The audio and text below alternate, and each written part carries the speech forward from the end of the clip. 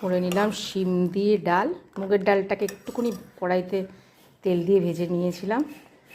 আর এইবার দিয়ে দিলাম ধনেপাতা, একটু ফুটবে তারপর আমি নামিয়ে নেব।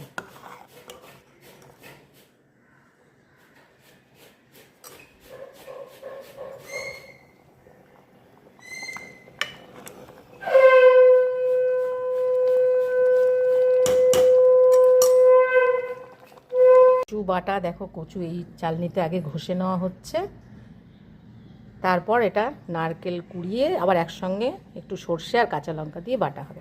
নারকেল, কাঁচা লঙ্কা, এই যে কালো সর্ষে আর এই যে কচুটা শিলে বাটা হবে। বাটা হয়ে গেছে দেখো, এরপরে কড়াইতে নাড়তে হবে। কড়াইতে একটু তেল দিয়ে নাড়িয়ে ছাড়িয়ে নিলেই হয়ে যাবে কচু বাটা, মানকচু বাটা হয়ে গেছে। এই যে বাটাটা